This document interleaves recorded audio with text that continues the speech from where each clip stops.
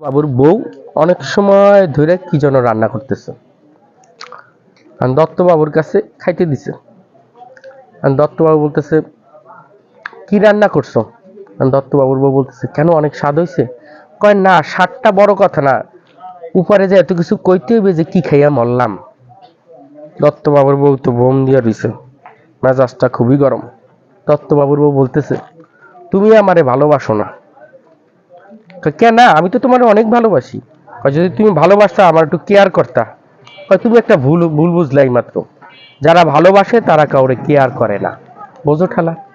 যাই হোক, দত্তবাবুর বউ একদিন রাতে দত্তবাবুরে জিজ্ঞেস করতেছে, আমি যদি মারা যাই তুমি আর কি হবে? দত্তবাবু বলতেছে, যদি তুমি মারা যাও আমি পাগল হয়ে যাব।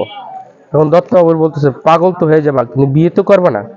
দেখো, বিয়ে করি আর না করি, পাগলে কি না কি কইরা ভয়, এটা তো আর সিওরিটি দিতে পারি না। পাগলে বিয়ে করতেও পারে, নাও পারে, বোঝো ঠেলা।